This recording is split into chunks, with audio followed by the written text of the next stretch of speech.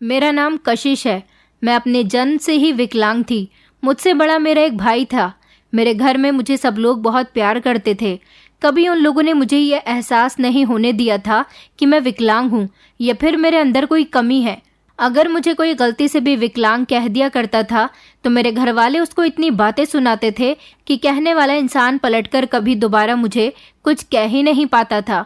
हम दोनों भाई बहनों में भी आपस में बहुत अच्छी अंडरस्टैंडिंग थी और बचपन से ही मेरे भैया ने मेरा बहुत ख्याल रखा था। मुझे सिर्फ मेरे मम्मी पापा ही नहीं बल्कि मेरे भैया भी मेरी माँ और पिता दोनों बनकर प्यार किया करते थे। हमारे सारे रिश्तेदार भी इस बात से जेलस होते थे कि इन दोनों भाई बहन में कितनी मोहब्बत है। मुझे अपनी ज़िंदगी में कभी भी किसी चीज़ के लिए तरसना नहीं पड़ा था क्योंकि मेरे माता पिता और भाई ने मेरी हर ख्वाहिश को पूरा किया था। उन लोगों ने मेरा हर तरीके से इलाज करवाने की कोशिश की थी कि मेरी विकलांगता दूर हो जाए, लेकिन कुछ भी पॉसिबल नहीं हो सका था। ज़िंदगी बहुत अच्छी और खुशी खुशी गुजर रही थी। धीरे धीरे हम लोग कब जवान हो गए कुछ पता ही नहीं चला। भगवान का दिया हमारे पास सब कुछ था। मेरे पापा का अपना अलग बिजनेस था और शहर के मशहूर बिजनेसमैन लोगों में मेरे पापा का नाम आता था।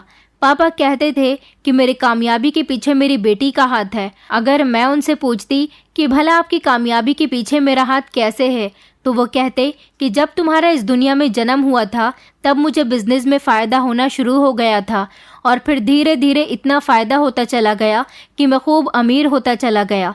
ऐसा सिर्फ और सिर्फ मेरी बेटी की वजह से हुआ है। मेरे पापा ये बात बड़े गर्व के साथ मुझे बताते थे। मम्मी भी यही कहती थी कि तुम्हारे जन्म से पहले हमारे घर के हालात बहुत ख़राब थे। तुम अपने पापा के लिए लकी साबित हुई थी, तभी तो मेरे पापा ने अपनी हर कंपनी और फैक्ट्री का नाम मेरे ही नाम पर रखा था। मेरे भैया भी अपनी पढ़ाई पूरी करने के बाद पापा के बिजनेस पर ध्यान देने लगे थे। आखिर हम दोनों भाई बहन के अलावा पापा के ज़्यादा बच्चे नहीं थे, तो इसलिए सब कुछ हम दोनों भाई बहन का ही था। दरअसल जब धीरे धीरे हम लोग जवान होने लगे तो पापा को हम दोनों भाई बहन की फिक्र सताने लगी थी क्योंकि पापा बीमार रहने लगे थे। उनको लगता था कि उनकी तबीयत ठीक नहीं है। पापा की ऐसी कंडीशन देखते हुए उनके फ्रेंड ने उन्हें एक एडवाइस दी और कहा कि तुम्हारी तबीयत ठीक नहीं रहती और फिर तुम्हारी बेटी भी विकलांग है। ज़रा अपनी बेटी के बारे में सोचो। तुम तो जानते हो ना कि उससे कोई शादी नहीं करेगा और तुम्हारा बेटा जवान है, उसकी भी शादी की उम्र हो गई है। उसकी पत्नी घर में आएगी तो हमेशा की लड़ाई झगड़े रहेंगे। मेरे पापा अपने फ्रेंड की बात का मतलब नहीं समझे थे। फिर एक दिन पापा के फ्रेंड ने उन्हें साफ साफ शब्दों में बता दिया कि मैं चाहता हूँ कि तुम अपने सामने ही अपने बच्चों को उनके हिस्से की प्रॉपर्टी दे दो ताकि आने वाले समय में तुम्हारे बच्चों को किसी के आगे हाथ फैलाने की ज़रूरत न पड़े या फिर उन लोगों को आपस में झगड़ा करने की ज़रूरत न पड़े। मेरे पापा बड़े ही दावे के साथ अपने दोस्त से कहते थे कि मेरे बच्चों के बीच में आपस में बहुत प्यार है, भला वो मेरे मरने के बाद आपस में झगड़ा क्यों करेंगे। पापा के फ्रेंड ने उन्हें डिटेल में समझाया कि जब ज़्यादा प्रॉपर्टी होती है तो बेटे की नीयत भी पिता के मरने के बाद बदल जाती है। तुम्हें अगर कुछ हो गया या फिर भाभी जी को अगर कुछ हो गया उस हिसाब से तो सब कुछ कुणाल का हो जाएगा। कुणाल मेरे भैया का नाम था, फिर उसके बाद कशिश का क्या होगा। ऐसा भी तो हो सकता है कि आज कुणाल के दिल में अपनी बहन के लिए बहुत जगह है, लेकिन आने वाले समय में वो अपनी विकलांग बहन को कोई अहमियत ही न दे, उसे प्यार ना करे, तो फिर क्या होगा। इसीलिए मैं चाहता हूँ कि तुम दोनों बच्चों को उनके हिस्से की प्रॉपर्टी दे दो ताकि आने वाले समय में दोनों अपने आप पर निर्भर रहें। अपने दोस्त की बात मेरे पापा के दिमाग में आ गई थी, इसीलिए उन्होंने घर आकर इस बारे में मम्मी से डिस्कशन किया था। मम्मी को भी उनकी बात बिल्कुल सही लगी थी और उन्होंने पापा से यही कहा था कि आपको अपने जीते जी ही ये सब कुछ कर देना चाहिए। इस तरह पापा ने वकील के थ्रू प्रॉपर्टी के पेपर्स तैयार करवा लिए थे और हम दोनों भाई बहन के नाम उन्होंने अपनी सारी जायदाद 2 हिस्सों में आधी आधी हम दोनों भाई बहन के नाम कर दी थी। हम दोनों भाई बहन ने पापा से मना किया था मगर पापा नहीं माने थे और उन्होंने यही कहा था कि बेटा, आने वाले समय का किसी को कुछ पता नहीं। मेरे पापा मुझे यही समझाते थे कि तुम्हें अपने माता पिता के मरने के बाद अपना बहुत ख्याल रखना है। ये तुम्हारी प्रॉपर्टी है, मैं तुम्हारे नाम इसलिए कर रहा हूँ ताकि हम दोनों के मरने के बाद तुम खुद पर डिपेंड रहो। तुम्हारी जायदाद तुम्हारे पास होगी तो कोई भी तुम्हारी विकलांगता का गलत फ़ायदा नहीं उठाएगा। तुम अपने ही घर में सर उठाकर जियोगी। पापा न जाने ये किस तरह की बातें करते थे। उनकी बातें तो मुझे बिल्कुल भी समझ नहीं आती थीं। फिलहाल जो उनको करना था वो हो चुका था। मैं अपने बड़े भैया से पूरे 5 साल छोटी थी, क्योंकि भैया के जन्म के बाद से ही मेरे मम्मी पापा को एक बेटे की ख्वाहिश और थी। इसलिए मेरी मम्मी ने भगवान के आगे प्रार्थना करनी शुरू कर दी थी कि भगवान उन्हें एक बेटी और दे दे। फिर जब मैं पैदा हुई तो उनकी प्रार्थना पूरी हो गई थी। मुझे अपने इस परिवार वालों से बहुत प्यार मिला था और इसी तरह मुझे भी उनसे बहुत प्यार था। इंसान को इतनी इज्जत और मोहब्बत मिले तो वो भी बदले में इज्जत और मोहब्बत ही लौटाया करता है। मतलब इंसान को जो दिया जाता है वही वो दूसरे इंसान को लौटाता है। अगर हम किसी को नफरत देंगे तो वो भी हमें नफरत ही लौटाएगा। अगर हम किसी को मोहब्बत देंगे तो वो भी बदले में हमें मोहब्बत देगा। और अगर हम किसी पर एहसान करेंगे तो वो उसकी फितरत है कि जो चीज़ उसे दी जाती है वो बदले में हमें वही लौटाता है। लेकिन कुछ इंसान ऐसे भी होते हैं जिनको जितनी इज्जत या मोहब्बत दी जाए वो हमेशा बस नफरत ही लौटा सकते हैं। फिलहाल मेरे परिवार का माहौल तो बहुत अच्छा था। मैं इन लोगों के साथ बहुत खुश थी।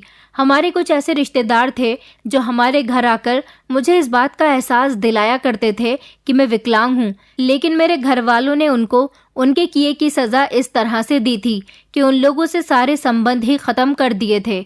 आखिरकार वो लोग अपनी बेटी के बारे में किसी के मुंह से भी कुछ गलत नहीं सुन सकते थे, जबकि मेरा कहना यही था कि लोग जैसा देखते हैं वैसा ही कहेंगे। कुणाल भैया की अब शादी की उम्र हो चुकी थी। मम्मी पापा उनकी शादी तो करना चाहते ही थे, इसलिए उन्होंने उनके लिए लड़की तलाश करना शुरू कर दी थी। और फिर मेरी मम्मी को भैया के लिए एक लड़की पसंद भी आ गई थी। मम्मी ने जब भैया को लड़की की फ़ोटो दिखाई तो भैया ने अपना उदास चेहरा लेकर लड़की की फ़ोटो देख तो ली थी, मगर ना जाने क्यों उनका मूड ख़राब हो गया था। मम्मी ने उनसे उनके ऐसे रिएक्शन की वजह पूछी तो भैया ने बताया कि वो किसी और लड़की को पसंद करते हैं।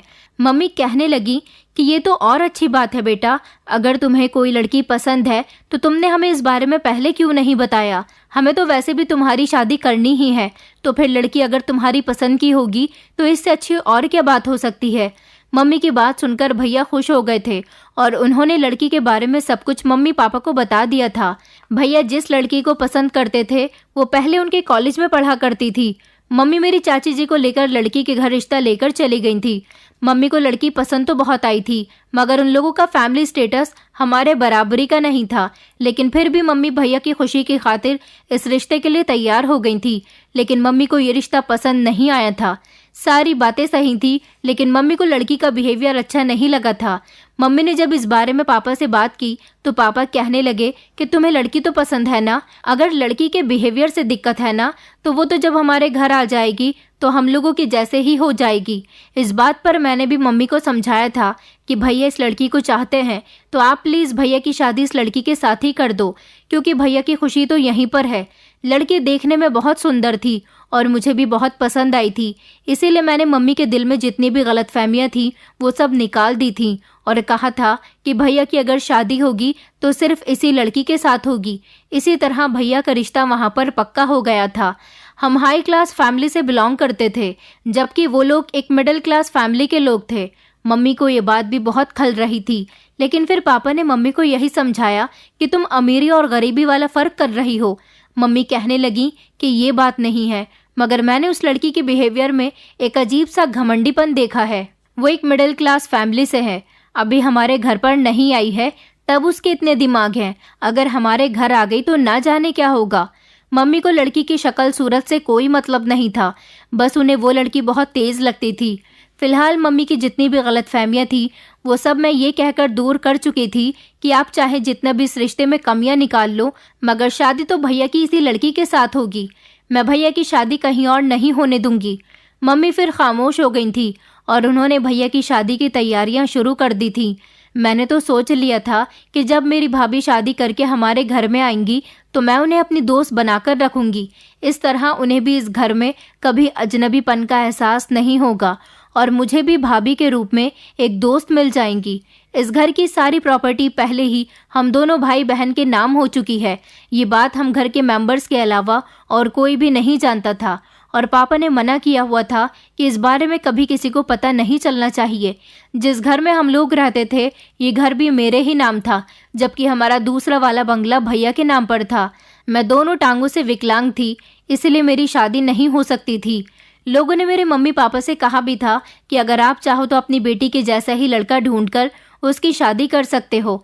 लेकिन मेरे मम्मी पापा का कहना था कि ऐसी लड़कियों की ज़िंदगी शादी के बाद और बदतर हो जाती है और हमारे पास किसी चीज़ की कमी नहीं है जो हम अपनी बेटी को ससुराल वालों के हवाले छोड़ दें, क्योंकि ससुराल वाले किसी न किसी तरह से बेटी को तंग करते ही हैं।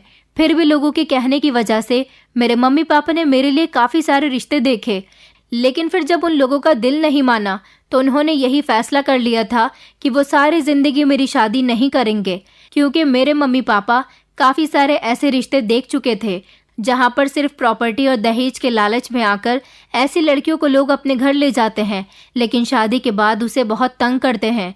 मेरे मम्मी पापा मुझे छोटी सी भी तकलीफ में नहीं देख सकते थे, इसलिए उन्होंने मेरी शादी करना कैंसिल कर दिया था और उनका यही कहना था कि जब तक हम जिंदा हैं अपनी बेटी का ख्याल रखेंगे और हमारे मरने के बाद उसका भाई उसका ख्याल रखेगा। अगर भाई ने भी ख्याल नहीं रखा तो बेटी के पास इतनी ज़मीन जायदाद है कि वो अपनी सारी ज़िंदगी खुद अपना ख्याल रख सकती है। मुझे तो वैसे भी बस उन लोगों का प्यार ही चाहिए था, मैं इतनी सारी दौलत का क्या करती। लेकिन वो कहते हैं ना कि इंसान के पास कोई नेमत हो तो उसे छुपाकर रखना चाहिए, वरना नेमत ही उसे ले डूबती है। मतलब इस नेमत से मिलने वाली हसद इंसान को खा जाती है, यहाँ तक कि वो मौत के मुंह तक पहुँच जाता है, क्योंकि जब इंसान किसी इंसान से जलने लगता है तो अपनी जलन को पूरा करने के लिए वो किसी भी हद तक जा सकता है। मैं अपने भैया की शादी के लिए बहुत खुश थी। मैं ज़्यादातर व्हील चेयर पर बैठी रहती थी। मेरी मम्मी ने भाभी के लिए सारे डिज़ाइनर और अच्छे कपड़े तैयार करवाए थे और बहुत सारी ज्वेलरी भी तैयार करवाई थी। आखिर वो इस घर की इकलौती बहू थी, क्योंकि ये सारा सामान हमारी हैसियत के मुताबिक था। हम लोग तो वैसे भी काफ़ी अमीर लोग थे, इसलिए भाभी के लिए सब कुछ अच्छे से अच्छा किया गया था। जब भाभी के घर ये सारा सामान पहुंचाया गया तो सारा सामान देखकर उनके घर वालों की आंखें फटी की फटी रह गई थी। शायद उन लोगों ने ये सब हाई क्वालिटी का सामान पहले कभी नहीं देखा होगा। हम लोग इतने अमीर थे, फिर भी कभी हमें इस बात का घमंड नहीं था, क्योंकि ये सब तो भगवान की देन है, वो जिसे चाहे उसे दौलत दे सकता है। ये सारा सामान देखकर तो भाभी हवाओं में उड़ने लगी थी। उनके अंदर वैसे भी घमंडीपन वाली आदत थी और अब वो अपने रिश्तेदारों के सामने और ज़्यादा इतराने लगी थी, क्योंकि वो एक अमीर घर की बहू बनने जा रही थी। भाभी फ़ोन करके बताया करती थी कि उन्हें सारा सामान बहुत पसंद आया है। मैं भी उनकी खुशी में खुश हो जाती थी और फिर फाइनली भैया की शादी हो गई और भाभी विदा होकर हमारे घर आ गई थी। घर आने के बाद भाभी ने सब लोगों के साथ बहुत अच्छा बिहेव किया था, जिसकी वजह से हम सब लोगों के दिल नरम पड़ गए थे और मम्मी के दिल में भी भाभी के लिए जो गलतफहमी थी वो भी अब निकल चुकी थी। कई दिन इसी तरह से गुजर गए थे। हम सब लोग भैया की शादी हो जाने से बहुत खुश थे और भैया भी भाभी के साथ बहुत खुश नज़र आ रहे थे। मैं भाभी के साथ बिल्कुल फ्रेंड्स के जैसा बिहेव करती थी और भाभी भी मेरे साथ इसी तरह से रहती थी। मैंने उनको पहले ही बता दिया था कि आप मेरी भाभी नहीं बल्कि मेरी अच्छी दोस्त बनकर रहना। शादी की पहली रात ही भैया ने भी भाभी को समझा दिया था कि मेरी बहन के साथ कभी भी भेदभाव नहीं करना, क्योंकि मेरी बहन हम सब की लाडली है। हमने उसे हमेशा बहुत प्यार किया है। भाभी हम लोगों के साथ बहुत अच्छी थी। घर का माहौल बहुत अच्छा चल रहा था। भैया भाभी की शादी को 4 महीने गुजर गए थे। भाभी जब भी फ्री होती थी तो मेरे कमरे में आकर बैठ जाती थी। हम दोनों नंद भाभी एक दूसरे के साथ ढेर सारी बातें किया करते थे। मम्मी भी जब हम दोनों नंद भाभी के बीच इतना प्यार देखती तो कहती कि भगवान करे इस रिश्ते को कभी नज़र न लगे, क्योंकि अक्सर घरों में देखा जाता है कि नंद भाभी को पसंद नहीं करती और कहीं पर भाभी नंद को पसंद नहीं करती और इसी वजह से लड़ाई झगड़े शुरू हो जाते हैं। मगर मैं देख रही हूँ कि मेरी दोनों बच्चियों में आपस में बहुत प्यार है। एक दिन इसी तरह से हम दोनों नंद भाभी आपस में बैठे हुए बातें कर रहे थे। जब भाभी मुझे अपनी बचपन की कुछ बातें बता रही थी तो बातों ही बातों में मैंने भी भाभी को अपने बचपन की कुछ बातें बता दी और साथ ही साथ ये भी बता दिया कि पापा हम दोनों भाई बहन को इस प्रॉपर्टी का हिस्सा दे चुके हैं। पापा की सारी प्रॉपर्टी में आधा हिस्सा भैया का और आधा हिस्सा मेरा है। ऐसा पापा ने अपने जीते जी ही कर दिया ताकि आगे चलकर उनके बच्चों के बीच कोई प्रॉब्लम क्रिएट ना हो। मेरी ये बात को सुनना ही था कि अचानक भाभी को एक जोरदार झटका लग गया। भाभी मेरी तरफ देखकर कहने लगी कि मैंने सुना है कि तुम्हारे माता पिता सारी जिंदगी तुम्हारी शादी नहीं करना चाहते। मैंने भाभी से हंसकर कहा कि मम्मी पापा ही ऐसा नहीं चाहते, बल्कि मैं भी ऐसा ही चाहती हूँ। मुझे भी शादी नहीं करनी। मैं अपने घर और घर वालों को छोड़कर कहीं नहीं जाना चाहती। वैसे भी मुझ जैसी विकलांग लड़की से आखिर कौन शादी करेगा। भाभी कहने लगी कि शादी तो तुम्हारी हो ही जाएगी, क्योंकि तुम इस दुनिया की इकलौती विकलांग लड़की नहीं हो। तुम जैसी न जाने कितनी ऐसी लड़कियां हैं जो शादी करने के बाद अपनी ससुराल में सुखी रह रही हैं। और अगर तुम्हारे घर वालों ने ये फैसला कर ही लिया था कि वो सारी जिंदगी तुम्हें अपने साथ रखेंगे, तो फिर तुम्हें जायदाद में हिस्सा देने की क्या जरूरत थी। भाभी की ऐसी बात सुनकर तो मुझे अचानक एक जोरदार झटका लगा था। मैंने भाभी की तरफ गौर से देखा। फिर भाभी ने अपनी बात बदलने की कोशिश की। वो कहने लगी कि मेरे कहने का मतलब था कि तुम्हें जब सारी जिंदगी यहीं पर रहना है, तो फिर अपनी प्रॉपर्टी लेकर आखिर तुम कहाँ जाओगी। तुम जानती हो ना कि तुम्हारे भैया तुमसे कितना प्यार करते हैं, और फिर मैं भी ऐसी नहीं हूँ कि अपनी नंद को बुरा भला समझूं। मैं भी तो तुमसे प्यार करती हूँ ना। पापा को ये फैसला इतनी जल्दी नहीं करना चाहिए था। मैंने भाभी से कहा कि भाभी, सब जानते हैं कि एक न एक दिन बुरा समय ज़रूर आता है, तो क्यों ना बुरा समय आने से पहले ही उसको रोकने की कोशिश की जाए। तो पापा ने इसीलिए ये सब कुछ किया। मेरी बात सुनकर भाभी खामोश हो गई थी। मैंने तो भाभी को ये सब कुछ इसीलिए बताया था क्योंकि वो हमारे घर की मेंबर बन चुकी थी। पहले ये बात घर से बाहर वाले लोगों को पता नहीं थी, लेकिन मैं भाभी को अपनी फ्रेंड मानती थी, इसलिए उनको ये सब बता दिया था। और एक न एक दिन तो उनको ये सब पता चल ही जाना था। मगर अगले दिन भाभी ने एक बड़ी ही अजीब हरकत की थी। अगले दिन हमारे घर पर एक जवान लड़का आया था, जिसे देखकर मैं और मम्मी हैरान रह गए थे। मम्मी ने भाभी से सवाल किया था कि ये कौन है, तो भाभी ने बताया, ये मेरी एक दोस्त के घर में नौकरी किया करता था। मेरी दोस्त ने इसे नौकरी से निकाल दिया, तो बेचारा बहुत रो रहा था और नौकरी के लिए इधर उधर भटक रहा था। मैंने सोचा कि क्यों ना मैं इसे हमारे घर पर नौकर बनाकर रख लूं। मम्मी कहने लगी कि बेटा, तुम ठीक कह रही हो, लेकिन तुम जानती हो ना कि हमारे घर पर तो पहले से ही काफ़ी सारी नौकरानियां काम करती हैं, तो फिर हमें इस लड़के की क्या ज़रूरत है। और वैसे भी ये जवान लड़का है। तुम्हारे ससुर ने शुरू से ही इस घर में किसी मर्द नौकर को नहीं रखा। हमारे यहाँ हमेशा से ही नौकरानियां काम करती हैं। भाभी मम्मी को तसल्ली दिलाने लगी कि अगर पापा ने कुछ कहा तो वो उनको खुद जवाब दे देंगी। और इस तरह उन्होंने उस लड़के को हमारे यहाँ नौकरी पर रख लिया था। और फिर 2 दिन बाद पता चला कि भाभी प्रेग्नेंट है। ये खबर सुनकर तो घर में चारों तरफ खुशी का माहौल फैल गया था। भाभी जिस नौकर को हमारे यहाँ लेकर आई थी, उसका नाम नितिन था। वो लड़का बहुत मेहनती था और बड़ी मेहनत के साथ घर के सारे काम किया करता था। मैं तो वैसे भी ज़्यादातर अपने कमरे में ही रहती थी। कभी कोई बहुत इंपॉर्टेंट काम होता था तो मैं अपनी व्हीलचेयर पर बैठकर कमरे से बाहर निकल आती थी। भाभी ने भैया को और पापा को समझा दिया था कि ये लड़का नौकरी की तलाश कर रहा था, बस इसीलिए इसे यहाँ लेकर आई हैं। और अब वैसे भी भाभी प्रेग्नेंट हो गई हैं, तो उन्हें अपने काम के लिए एक अलग से नौकर की ज़रूरत होगी। तो भाभी ने कहा कि मेरे सारे बाहर के काम नितिन कर दिया करेगा। अपने छोटे मोटे कामों के लिए उन्हें भैया से कहने की ज़रूरत नहीं होगी। इस बात पर घर के सारे ही लोग राज़ी हो गए थे। मुझे इस नौकर से कोई काम नहीं होता था, क्योंकि मैं ज़्यादातर अपने काम घर में काम करने वाली नौकरानी को ही बताया करती थी। लेकिन ना जाने क्यों ये नौकर कभी कभी मेरे कमरे में आ जाता था और तो और मेरे साथ बातचीत करने की कोशिश करता था। मुझे तो उसकी ये हरकतें बिल्कुल भी पसंद नहीं थी, क्योंकि भाभी ने उसे अपने काम के लिए रखा हुआ था, तो फिर वो मेरे काम करने की कोशिश क्यों करता था और मेरे कमरे के अंदर बिना मेरी परमिशन के क्यों आता था। मैंने कई बार सोचा था कि मैं उसकी शिकायत मम्मी से कर देती हूँ, मगर फिर ये सोचकर खामोश हो जाती थी कि बेचारा गरीब है, मुझे इसकी शिकायत मम्मी पापा से नहीं करनी चाहिए। ऐसा भी तो हो सकता है कि मैं उसको गलत समझ रही हूँ। मगर फिर धीरे धीरे मुझे इस बात का यकीन होने लगा था कि वो जानबूझकर मेरे कमरे में आया करता था। कभी कभी तो मुझे कोई काम नहीं भी होता था, तब भी वो मेरे कमरे में आकर मुझसे काम के बारे में पूछता था। मैं उसे मना किया करती थी कि मुझे कोई काम नहीं है, तुम जानबूझकर मेरे कमरे में क्यों आते हो।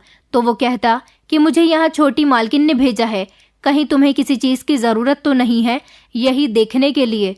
छोटी मालकिन वो मेरी भाभी को कहा करता था।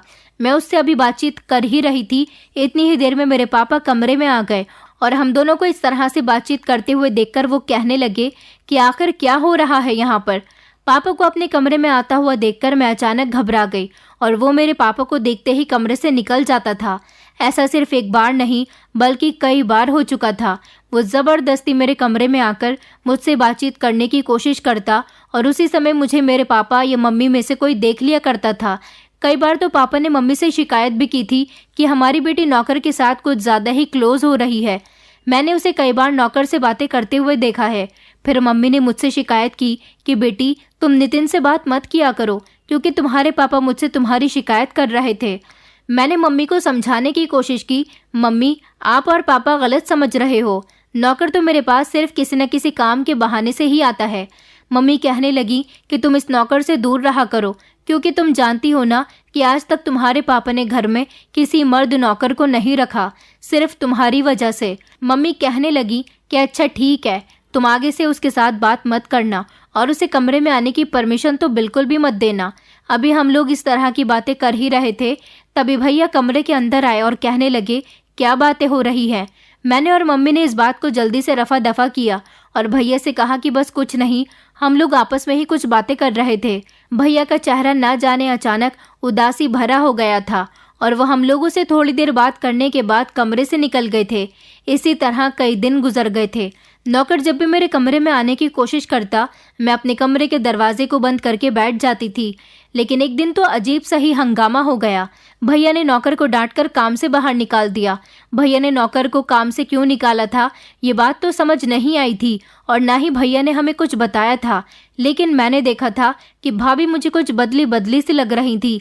ना तो वो मेरे कमरे में आकर मेरे साथ कोई बातचीत करती थी और ना ही मैं उन्हें ज़्यादा हंसते बोलते हुए देखती थी। ऐसा लगता था जैसे उनका मूड खराब है। मुझे ऐसा लगता था जैसे भाभी मुझसे किसी बात से नाराज़ हैं।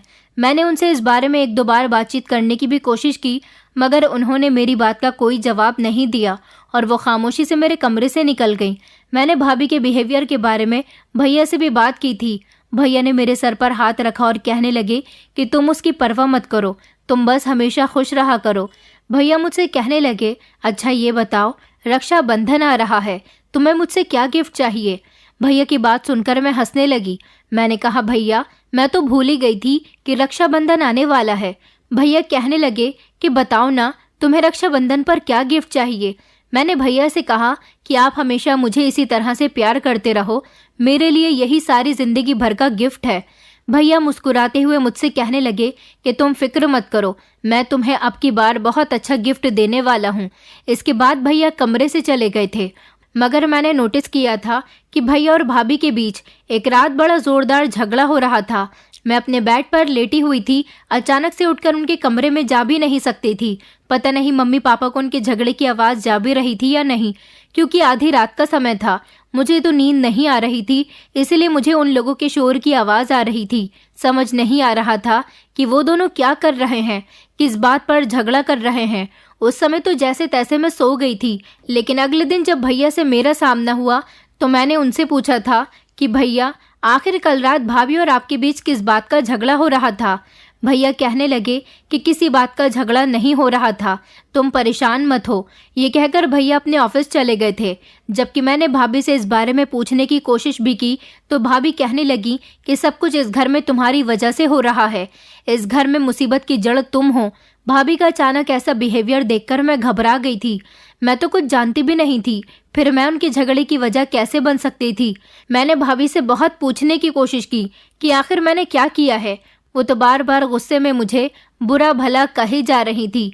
जैसे ही उन्होंने मम्मी को कमरे में आते हुए देखा तो वो कमरे से बाहर निकल गई।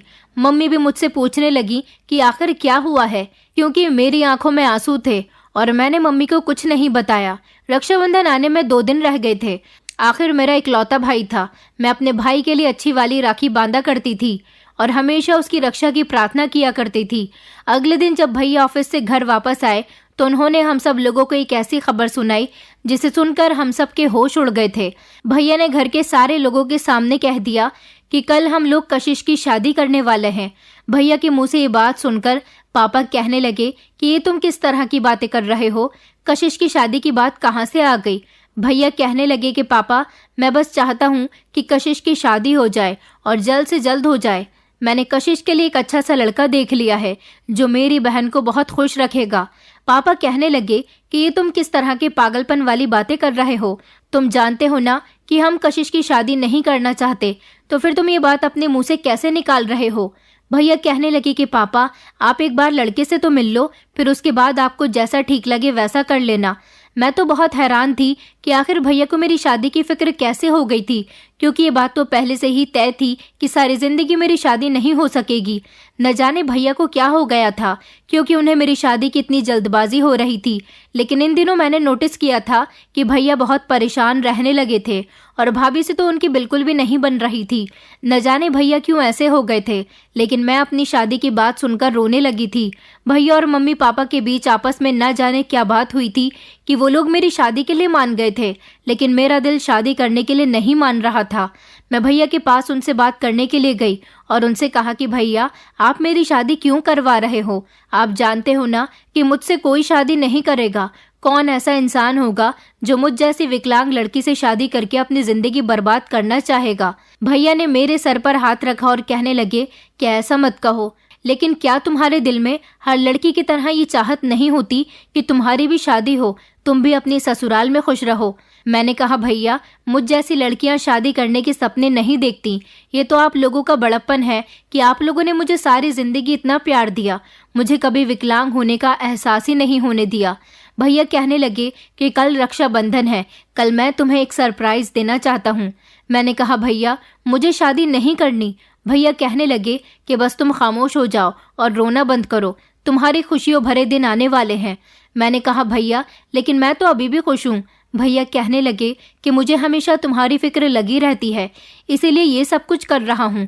बस जैसा मैं कहता हूँ वैसा करती चली जाओ। तुम्हें अपने भाई पर भरोसा नहीं है? तुम्हारा भाई कभी भी तुम्हारे लिए कुछ गलत नहीं सोचता। मैंने अगर तुम्हारी शादी करने का फैसला किया है तो इसमें भी तुम्हारी भलाई ही सोची है। भैया बिल्कुल सही कह रहे थे, मुझे अपने भाई पर बहुत भरोसा था। मम्मी पापा तो जैसे खामोश होकर रह गए थे और भाभी को तो न जाने क्या हो गया था। अब तो मुझे ऐसा लगता था जैसे मम्मी शादी से पहले भाभी के बारे में बिल्कुल सही कहती थी कि वो बिहेवियर की अच्छी नहीं है, क्योंकि अब उन्होंने अपने रंग रूप बिल्कुल पहले जैसे ही कर लिए थे। फिलहाल रक्षाबंधन का दिन आ गया था और इसी दिन भैया ने मेरी शादी करने का फैसला किया था। मम्मी पापा में से कोई भी मुझसे बात करने नहीं आया था। घर में एक अजीब सा माहौल था। अपने भाई का कहना मानते हुए मैं इस शादी के लिए राजी हो गई थी। मेरी शादी कोई धूमधाम से तो नहीं हुई थी। घर में ही छोटा सा मंडप बनाया गया था। मुझे दुल्हन बनाकर तैयार कर दिया गया था। पहले मैंने भैया को राखी बांधी थी, उसके बाद मेरी शादी की रस्में शुरू हो गईं। मैंने अभी तक अपने पति को नहीं देखा था, क्योंकि वो अभी भी मेरे सामने नहीं आया था। लेकिन जैसे ही मुझे मंडप में बिठाया गया तो मेरे साथ मेरे होने वाले पति को भी मेरे बराबर में बिठा दिया गया था। मैंने जैसे ही नज़र उठाकर अपने पति की तरफ देखा तो मेरे होश उड़ गए थे, क्योंकि ये तो मुझे अपनी आंखों पर विश्वास नहीं हो रहा था कि मेरी शादी इस इंसान के साथ होने जा रही है। मगर मेरी शादी भैया इसके साथ क्यों करवा रहे हैं? मेरे दिमाग में ना जाने कितने सवाल थे जो मैं अपने भैया से करना चाहती थी। फिलहाल तो मैं मुंह बंद करके इस लड़की के साथ शादी करती रही। मेरे घर वाले भी इस लड़के को देखकर बहुत शॉक थे, क्योंकि इस लड़के को हम अच्छी तरह से जानते थे। ये लड़का कोई और नहीं, मेरे भैया का क्लासमेट था। भैया और ये लड़का एक साथ ही स्कूल से लेकर कॉलेज तक पढ़े हुए थे, जबकि मैं भी उसी स्कूल में पढ़ती थी और इस लड़की को अच्छी तरह से जानती थी। मगर ये मुझसे शादी करने के लिए क्यों तैयार हुआ था, मेरी ये समझ नहीं आई थी।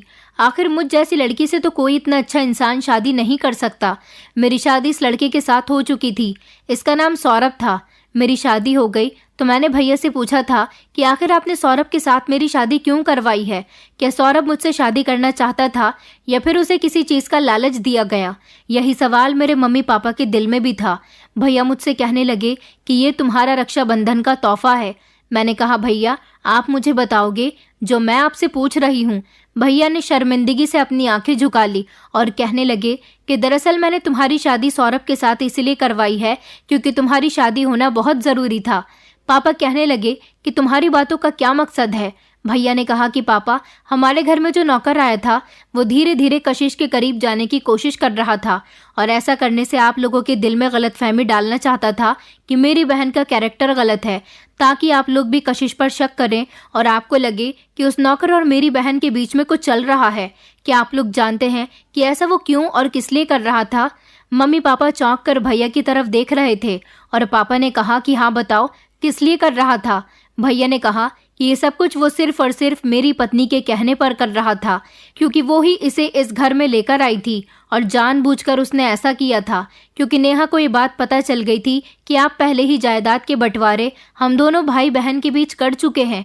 उसे ये बात बुरी लगी थी। वो चाहती थी कि मैं इस घर का इकलौता बेटा हूँ, इसीलिए सारी जायदाद मेरे हिस्से में आनी चाहिए। लेकिन जब उसे पता चला कि आपकी प्रॉपर्टी एक जगह नहीं बल्कि 2 भागों में बंट चुकी है और दूसरा भाग कशिश का है, जो कि सारी जिंदगी यहीं पर रहेगी, उसकी शादी भी नहीं होगी। मैंने नौकर और अपनी पत्नी को आपस में बात करते हुए देख लिया था। मेरी पत्नी नौकर से कह रही थी कि कशिश के साथ तुम्हें बातचीत बढ़ानी है, उसके करीब जाने की कोशिश करनी है। अगर वो तुम्हारी बातों में आ गई तो तुम उसे भगाकर ले जाना, और अगर उसके घर वालों के दिल में शक बैठ गया तो उसके घर वाले खुद उसे गलत समझने लगेंगे और उसे अपनी जायदाद से बेदखल कर देंगे। मैं सब कुछ अपने कानों से सुन रहा था, इसीलिए मैंने अगले दिन इस नौकर को घर से बाहर निकाल दिया और इस तरह मेरी पत्नी का प्लान फ्लॉप हो गया। वो मेरी बहन के साथ बदतमीजी करने लगी, उसके साथ उसका बिहेवियर बदलने लगा था। फिर मेरे ऑफिस में सौरभ नौकरी करने के लिए आया था। पहले उसका बिजनेस अच्छा हुआ करता था, लेकिन उसके माता पिता की मौत के बाद वो बेचारा पूरी तरह से अकेला रह गया था और उसका बिजनेस भी लॉस में चला गया था। सौरभ मुझसे रिक्वेस्ट कर रहा था कि प्लीज़ मुझे नौकरी दे दो, और फिर वो मुझसे कशिश के बारे में भी पूछने लगा कि कशिश की शादी अभी तक हुई या नहीं। तो मैंने उसे बताया कि नहीं, उसकी शादी नहीं हो सकती। मैंने देखा था कि सौरभ बचपन से ही एक ईमानदार इंसान रहा है, इसीलिए मैंने फैसला किया कि मैं सौरभ की शादी कशिश के साथ करवा दूंगा, क्योंकि आज घर में रहते हुए जो मेरी पत्नी मेरी बहन के साथ कर रही है, ऐसा कोई बाहर वाला इंसान भी कर सकता है। क्योंकि जब घर वाले इंसान ने ही मेरी बहन की कदर नहीं की, तो बाहर वाले इंसान मेरी बहन का कितना फ़ायदा उठाएंगे। मैं बहुत डर गया था कि मेरी बहन के साथ इससे पहले कुछ गलत हो, मुझे उसको उसके घर का कर देना चाहिए। मैंने सौरभ से कशिश से शादी करने के बारे में कहा तो वो मेरी बहन से शादी करने के लिए तैयार हो गया, क्योंकि उसे भी इस अकेले जिंदगी में एक हमसफर की ज़रूरत थी। भैया की बात सुनकर मेरी आंखों में आंसू आ गए थे। भाभी इतनी घटिया औरत थी, उसने मेरे साथ ये सब कुछ करने की कोशिश की थी। मैंने उसी दिन सोच लिया था कि मैं अपनी बहन की शादी करवा दूंगा, और फिर जब मुझे सौरभ जैसा लड़का अपनी बहन के लिए मिल गया तो मैंने उसकी शादी करवा दी। भैया गुस्से से कहने लगे कि मैंने नेहा को गुस्से में घर से निकाल दिया, अब वो यहाँ नहीं रहेगी। मैं आज सुबह ही उसे घर से बाहर निकाल चुका हूँ। भैया की बात सुनकर हम लोग अचानक घबरा गए थे। पापा ने भैया से कहा कि इतना सब कुछ तुम अकेले बर्दाश्त करते रहे, तुमने ये सब कुछ हमें क्यों नहीं बताया? हम घर के बड़े थे, हम खुद कोई एक्शन लेते। भैया कहने लगे कि नहीं पापा, मैं दुनिया को बहुत अच्छे से जानता हूँ। मैंने अपनी बहन जैसी कई ऐसी लड़कियों को देखा है जिनकी ज़िंदगी लोग जीना दुश्वार कर देते हैं, लेकिन मैं अपनी बहन के साथ ऐसा नहीं होने देना चाहता था। मम्मी पापा ने भैया को बहुत समझाया कि तुम जाकर नेहा को घर बुला लाओ। भैया कहने लगे कि पहले आप लोग मेरी बहन को विदा कर दो। जैसे तैसे मेरी विदाई हो गई थी और फिर मैं सौरभ के घर आ गई थी। सौरभ ने मुझे बड़ी खुशी खुशी एक्सेप्ट किया था और फिर उसने मुझे बताया था कि तुम्हारे भाई के मुझ पर बहुत एहसान है। तुम्हारे भाई ने मेरे आगे शर्त रखी थी कि अगर मैं तुमसे शादी कर लूं तो वो मुझे बदले में बिजनेस करवा कर देगा, लेकिन मुझे पैसों का लालच नहीं है। अगर वो मुझे बिजनेस ना भी करवा कर देता तब भी तुम मेरी पत्नी हो और मैं तुम्हारे साथ कभी किसी तरह का बुरा सलूक नहीं करूँगा, क्योंकि मैं तुम्हें पहले से ही जानता हूँ। मैं लालच में आकर तुमसे शादी नहीं करना चाहता था। मैंने कहा मैं जानती हूँ कि तुम एक अच्छा इंसान हो, लेकिन हम लोग कल घर चलेंगे। भैया भाभी के बीच सब कुछ ठीक करवाना है। भाभी ने मेरे साथ जो कुछ भी किया शायद ऐसा कोई और भी मेरे साथ कर सकता था। इसमें भाभी का भी कोई कसूर नहीं है। मैं चाहती हूँ कि मेरे भैया भाभी का रिश्ता खराब ना हो। मेरा पति कहने लगा कि ठीक है, हम लोग कल तुम्हारे मायके चलेंगे। सौरभ और मेरी जिंदगी की नई शुरुआत हो चुकी थी। मैं अपने पति के साथ बहुत खुश थी क्योंकि उसने मुझे बहुत प्यार दिया था। भैया को सौरभ जैसा हमसफर ही मेरे लिए चाहिए था। हम लोग घर गए और फिर मम्मी पापा ने भी भैया को बहुत समझाया था कि वो भी भाभी को घर बुला ले। भाभी तो सवेरे से ही हमारे घर पर नहीं थी। हम लोगों को यही लग रहा था कि भाभी अपने मायके गई हुई है, लेकिन हमें ये नहीं पता था कि वो नाराज होकर अपने मायके चली गई। भाभी भी अपने किए पर शर्मिंदा थी। भाभी ने भैया से अपने किए की माफ़ी मांगी थी और फिर हम लोगों के समझाने के बावजूद भैया ने भाभी को माफ़ कर दिया था। इस तरह भैया भाभी को घर ले आए थे। मेरे माता पिता को भैया का फैसला अच्छा लगा था और भाभी ने मुझसे भी माफ़ी मांगी थी। भाभी शर्मिंदा थी। भाभी को लगता था कि मुझ जैसी विकलांग लड़की को इस घर की जायदाद की हिस्सेदारी नहीं बनना चाहिए था। वो सारी जायदाद अपने और भैया के हिस्से में लाना चाहती थी। उन्होंने इसलिए ये सब कुछ किया था, लेकिन अब वो अपनी गलती की माफ़ी मांग रही थी। अब सब कुछ ठीक हो गया। सौरभ के साथ मैं खुशी खुशी अपनी ज़िंदगी गुजार रही हूँ। मुझे तो विश्वास ही नहीं होता कि मेरी कभी शादी भी हो सकती है और एक ऐसे इंसान के साथ हो सकती है जो मुझे इतना खुश रखेगा। मेरे भैया ने तो मुझे रक्षाबंधन पर एक बहुत अच्छा गिफ्ट दिया था। मैं आप लोगों से सवाल करना चाहती हूँ कि आपके भाई ने कभी आपको रक्षाबंधन पर ऐसा स्पेशल गिफ्ट दिया है जिससे आप लोग सारी ज़िंदगी खुश रहे हो? दोस्तों, उम्मीद करती हूँ आपको हमारी कहानी पसंद आई होगी। कहानी पसंद आई है तो वीडियो को लाइक करें, चैनल पर नए हैं तो चैनल को सब्सक्राइब करें और हाँ, नोटिफिकेशन बेल को ज़रूर दबाएं ताकि अगली अपडेट सबसे पहले आपको मिले।